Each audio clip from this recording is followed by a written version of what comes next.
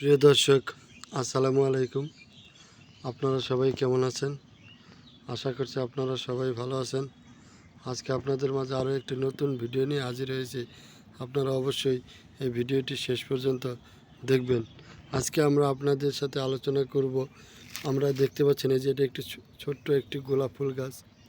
দেখেন, এই গোলাপ ফুল গাছের চারাটি আমরা কিভাবে রোপণ করেছি এবং কিভাবে এর পরিচর্যা করি সেই সম্পর্কে কিছু কথা বলবো। আপনারা দেখতে পাচ্ছেন আমাদের ফুল গাছটিতে একটি অনেক সুন্দর গোলাপ ফুল ফুটেছে।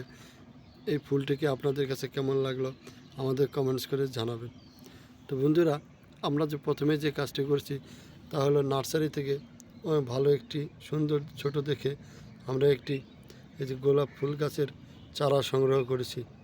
তারপর আমরা দেখতে পাচ্ছেন আমাদের পুরাতন একটি টবের মধ্যে মাটি দিয়ে কিন্তু আমরা ভরাট করেছি। দেখতে পাচ্ছেন মাটিগুলোকে ঝুরঝুরে করে নিয়েছি। এরপর আমরা এই ছোট্ট এই চারাটি রোপণ করেছি। এটা কিন্তু কলমের তৈরি চারা। আপনারা জানেন গোলাপ ফুলের কিন্তু গাছের ডাল থেকে কিন্তু চারা তৈরি করা যায়। তো দেখতে পাচ্ছেন গাছটি কিন্তু অনেক ছোট, কিন্তু দেখেন এই যে আরও নতুন পাতা আসতেছে, অনেক সুন্দর দেখা যাচ্ছে নতুন পাতাগুলো। কিন্তু আপনারা দেখতে পাচ্ছেন এই নতুন পাতাগুলোকে, এবং এই দেখেন এই যে এখানে কিন্তু সবুজ পাতাগুলো কিন্তু অনেক সুন্দর লাগছে। আর ফুলটির তো সবাই আমাদের বাসায় যে কেউ বেড়াতে আসলে এই ফুলটি দেখে অনেক প্রশংসা করে।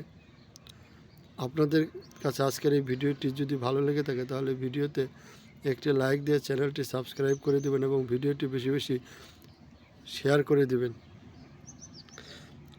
চাইলে কিন্তু আপনারা আপনাদের বাড়ির আঙিনায়, উঠোনে, বাসার ছাদে, ফুলের টবে যে কোনো জায়গায় খুব সহজেই কিন্তু এই রকম গোলাপ ফুলের গাছ রোপণ করতে পারেন। এর জন্য কিন্তু তেমন কোনো পরিচর্যা করতে হয় না। তো খুব কম খরচে এবং সহজে অল্প জায়গায় কিন্তু গোলাপ ফুল গাছের চারা তৈরি করতে হলে আপনারা এইভাবে করতে পারেন। আপনাদের সাথে আবারও দেখা হবে নতুন কোনো ভিডিও নিয়ে। সেই পর্যন্ত আপনারা সবাই ভালো থাকবেন। সবাইকে ধন্যবাদ। আসসালামু আলাইকুম।